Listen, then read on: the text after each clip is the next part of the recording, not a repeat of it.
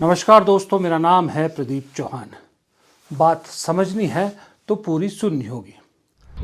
Without discussing the merits of Mr. Narendra Modi, I sincerely believe that it would be disastrous for the country to have Narendra Modi as the Prime Minister.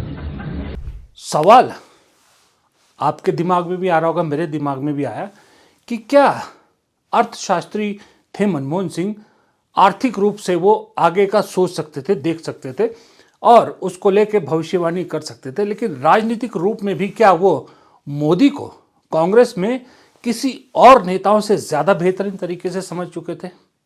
जी हाँ, मुझे लगता है उस वक्त 2014 में कांग्रेस में अगर कोई सबसे बेहतरीन तरीके से मोदी को समझ सकता था तो वो मनमोहन सिंह थे, क्योंकि मनमोहन सिंह 10 साल प्रधानमंत्री रहे और उस दौरान नरेंद्र मोदी गुजरात के मुख्यमंत्री थे। अब जिस तरह से गुजरात के मुख्यमंत्री रहते हुए वो केंद्र सरकार से लगातार एक तरह से वो आप कहे कि लड़ाई छेड़ते रहते थे या एक तरह का संवाद जो है वो तोड़ते रहते थे और केंद्र सरकार की हर योजना पे कोई ना कोई नुक्स निकालते थे। मनमोहन सिंह शायद वही समझ चुके थे कि अगर ये देश कभी इस शख्स के हाथ में गया तो ये शख्स इस देश के लिए कितना खतरनाक साबित होगा। मनमोहन सिंह समझ चुके थे कि गुजरात में लगातार नरेंद्र मोदी के चुने जाने के पीछे क्या क्या कारण है, किस तरह से वहाँ सिस्टम चलाया जाता है।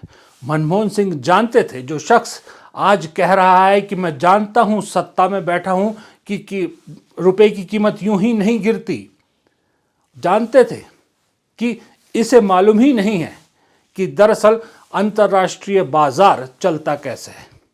मनमोहन सिंह जानते थे कि जिस शख्स को आधी दुनिया वीज़ा नहीं देती है, जब यह शख्स देश की सर्वोच्च कुर्सी पर बैठेगा तो सबसे पहले ये देश की इकोनॉमी को ही बर्बाद करेगा। मुझे ऐसा लगता है मनमोहन सिंह इन सब चीज़ों को बखूबी समझ चुके थे। लेकिन एक चीज़ मनमोहन सिंह शायद बहुत लेट समझे, वो थी कि किस तरह से नरेंद्र मोदी जब गुजरात दंगों के दौरान भी देश की मीडिया हो, अंतर्राष्ट्रीय मीडिया हो, जो पूरी तरह उनके खिलाफ थी, उसके बावजूद टिके रहे। तो वहाँ से सबक सीख कर दिल्ली आते ही सबसे पहले वो इसी सूचना के तंत्र पर प्रहार करेंगे, लोगों तक इंफॉर्मेशन पहुँचने के इस जरिए को बंद करेंगे, जो मनमोहन सिंह ने नहीं किया था और होना भी नहीं चाहिए, किसी भी लोकतांत्रिक देश में नहीं होना चाहिए। और उसका खामियाजा मनमोहन सिंह ने भुगता, सरकार गिरी और उसका फ़ायदा अन्ना हजारे जैसे लोगों ने, अरविंद केजरीवाल जैसे लोगों ने और संघ और बीजेपी ने उठाया और मोदी जी ने उसको कैश ऑन किया। ये शायद चूक कर गए, बाकी सब चीज़ें वो समझ चुके थे और हुआ भी यही कि सूचना के तंत्र का रास्ता बंद कर दिया गया और इस देश को वही दिखाया गया, सुनाया गया, पढ़ाया गया जो मोदी जी चाहते थे। इसलिए 2 टर्म में बहुत सी चीज़ें छुपी की छुपी रह गई, लोगों तक पहुंची ही नहीं। लेकिन तीसरी टर्म में चीज़ें धीरे धीरे बाहर आने लगी है, क्योंकि हर चीज़ का एक वक्त होता है। कब तक छुपाओगे सच, कब तक छुपाओगे आंकड़ों को, कब तक छुपाओगे। तीसरी टर्म में चीज़ें आने लगी है। जो शख्स ये नारा देकर सत्ता में आया था कि ना खाऊंगा ना खाने दूंगा, आज तीसरी टर्म में पहली बार इन 12 सालों में ऐसा हुआ है कि उनके खुद के कार्यालय पर सवाल उठने लगे हैं। लेकिन मनमोहन सिंह की उस स्टेटमेंट में सिर्फ आर्थिक चीज़ों को लेकर नहीं था। जब उन्होंने कहा कि ये डिजास्टर्स होगा इस देश के लिए, तो उनका कहने का मतलब ओवरऑल था। वो जानते थे कि गुजरात में, जैसे मैंने पहले कहा कि जब गुजरात में दंगे हुए, उसके बावजूद देश के प्रधानमंत्री तब के अटल बिहारी वाजपेयी ने इशारों में राजधर्म निभाने को कहा। जिस शख्स ने तब भी अपना पद नहीं छोड़ा, तो सोचो जब वो दिल्ली में आएगा तो अपने पद पर बैठे रहने के लिए क्या क्या करेगा। गुजरात की उस घटना से पहले ही इशारा था कि अब दिल्ली में भी यही सब होगा अगर मोदी जी कुर्सी पर बैठ गए, यानी हिंदू मुसलमान धर्म की लड़ाई, हिंदुत्व की लड़ाई, हिंदू राष्ट्र का जो है वो तूंतड़ा जो है वो बजाया जाएगा। सवाल उठने लगे हैं उनके खासम खास लोगों पर, जिसमें उनके हिरेन जोशी और लोग भी शामिल हैं, और कांग्रेस ने भी अब पकड़ लिया लगता है कि भाई भ्रष्टाचारियों को मिटाने का दावा करने वाले मोदी जी के दफ्तर में जो भ्रष्टाचार चल रहा है उसको तो पब्लिक करना बेहद जरूरी है। अब पीएमओ में क्या चल रहा है ये कितना जानते हैं, कितना उसका हिस्सेदारी इनकी थी, क्या ऐप चल रही है, बहुत पात्र हैं। पीएमओ की कहानी लंबी है, बहुत जल्दी हम परतें खोल रहे हैं उसकी, क्योंकि अभी बहुत इंफॉर्मेशन आ रही है। ऐप में किसके परिवार के कौन लोग शामिल थे, बॉलीवुड के कितने लोग इस पूरे पीएमओ के प्रकरण में जुड़े हुए हैं, कितने उद्योगपति जुड़े हुए हैं, लंदन के, दिल्ली के, इंडिया के, अनेक सवाल हैं। लेकिन इन तमाम सवालों में कुछ कड़ियां कॉमन हैं। नवनीत सहगल उनमें से एक है। सबसे बड़ी जो भूमिका, जो सबसे बड़ा पात्र इस पूरे प्रकरण में, इस जंगल बुक में है, वो तो मैं आपको बता ही रहा हूं, हिरेन जोशी हैं। अभी हमें नहीं मालूम वो अंदर हैं बाहर हैं, आपको ज्यादा मालूम होगा। कहते हैं आपके पास आजकल मैसेज कम आ रहे हैं, मिस कर रहे होगे आप उन्हें। लेकिन जब ये परतें और खुलेंगी, ये देश हैरान हो जाएगा कि इस देश का सबसे बड़ा राजनीतिक कार्यालय किस तरह के लोगों के कब्जे में आ चुका है, और वो लोग किस तरह के लोगों के कब्जे में हैं। ऐसे ऐसे लोग जो विदेश में हवाला करते हुए हवालात में चले गए, वो लोग प्रधानमंत्री कार्यालय के इस हिरन के इतने नजदीक कैसे आए। ये देश की सुरक्षा का भी मामला है। वो ऐसा कार्यालय है जहां संदिग्ध लोगों को दूर रखना चाहिए, लेकिन वो कार्यालय संदिग्ध लोगों से भर गया है, संदिग्ध लोगों के कब्जे में आ चुका है। इसलिए ये खुलासे जरूरी हैं। इसलिए कितनी भी धमकियां आ जाएं, कितने भी नोटिस आ जाएं, ये खुलासे हम करेंगे। ये रही बात भ्रष्टाचार सरकार के कामकाज की। अब तक मुसलमान निशाने पर आते थे, इस बार हाल के पिछले एक दो दिनों में आपने देखा होगा कि किस तरह से क्रिश्चियन लोग भी निशाने पर आ गए, और क्रिश्चियन के सबसे बड़े त्यौहार क्रिसमस को किस तरह से निशाने पर लिया गया। मैं आपको दो तस्वीरें आपकी स्क्रीन पर दिखा रहा हूं। एक तस्वीर है छत्तीसगढ़ की, जहां बीजेपी की सरकार है, और इस तरह की तस्वीरें आपको उत्तर प्रदेश से, मध्य प्रदेश से, बहुत जगह से मिली होगी, जहां क्रिसमस के दिन चर्च को निशाना बनाया गया या क्रिसमस सेलिब्रेशन को निशाना बनाया गया। ये सब बीजेपी रूल्ड स्टेट में हुआ। दूसरी तरफ देखिए, हिमाचल में कांग्रेस की सरकार है, और हिमाचल में मनाली और शिमला में देखिए किस तरह से क्रिसमस मनाया गया।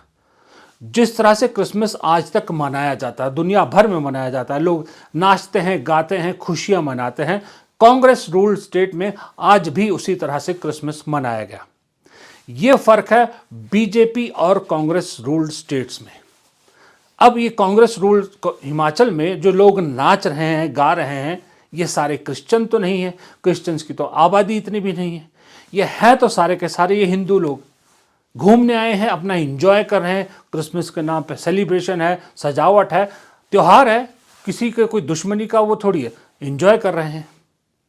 अब अगर यही लोग बीजेपी रूल्ड स्टेट में होते तो शायद अपने घरों से भी ना निकलते, शायद मजबूरी में अगर कहीं हुड़दंग होता तो वहां से दूर चले जाते।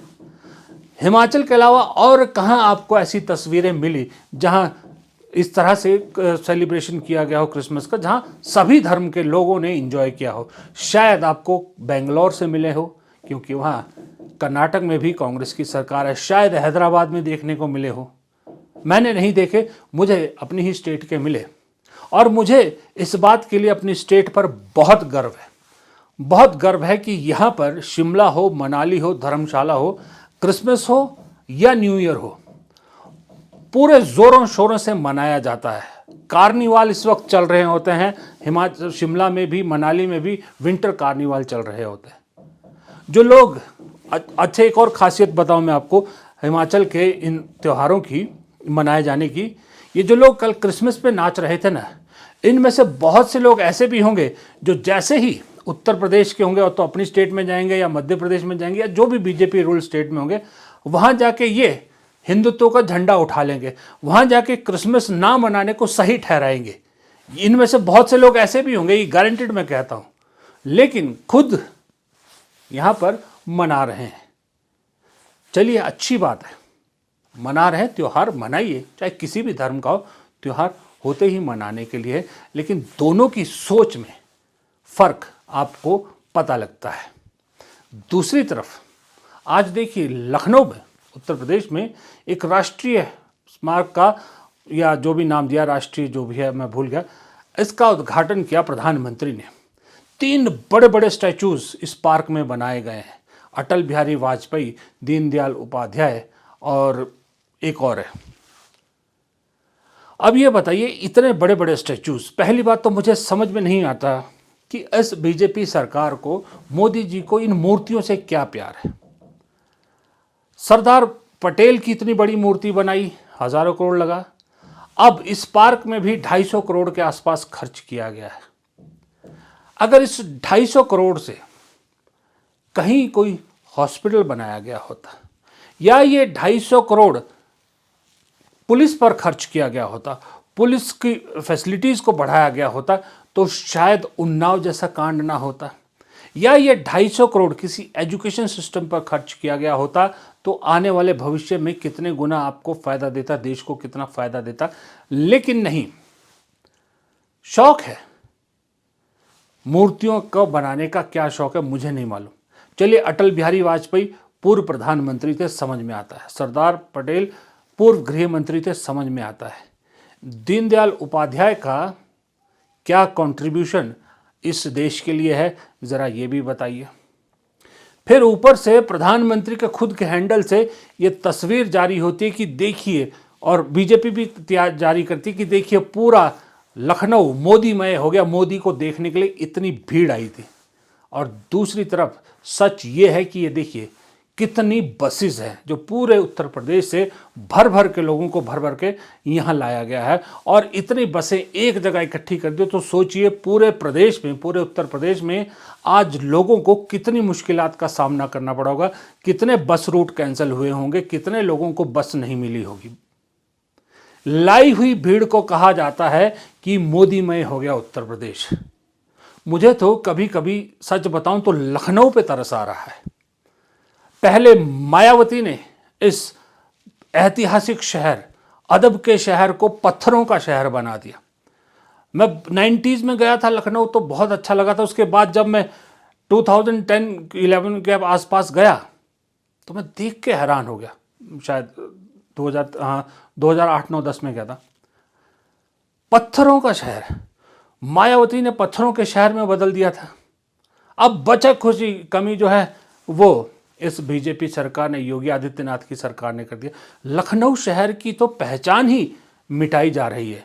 यूं लग रहा है वो शहर एक दिन कंक्रीट का शहर बन के रह जाएगा, जो नवाबों का शहर, अदब का शहर, तहजीब का शहर हुआ करता था, शायरों का शहर, कलाकारों का शहर हुआ करता था। तरस आता है मुझे लखनऊ पर, तरस आता है मुझे लखनऊ वाले लोगों पर, जो लखनऊ के रहने वाले लोग हैं, कि अपने इस गरिमामय इतिहास को यूं मिटता हुआ देख रहे हैं सिर्फ चंद लोगों के मूर्ति प्रेम से, चंद लोगों के उस शौक से कि मेरी मूर्ति तेरी मूर्ति से बड़ी हो। ये सच्चाई है, जो सच्चाई आपको 12 साल पहले मनमोहन सिंह बता गए थे, लेकिन तब हमने मनमोहन सिंह की इस बात की गहराई को नहीं समझा था, इसलिए आज भुगत रहे हैं। फिलहाल इस वीडियो में इतना ही। अगर वीडियो पसंद आया तो लाइक कीजिएगा, शेयर कीजिएगा। कमेंट बॉक्स में आपकी राय बेहद ज़रूरी है, कमेंट बॉक्स में राय ज़रूर दीजिएगा इस मुद्दे पर। और चैनल को अगर आपने सब्सक्राइब नहीं किया है तो गुजारिश है कि चैनल को सब्सक्राइब ज़रूर कीजिएगा। नमस्कार।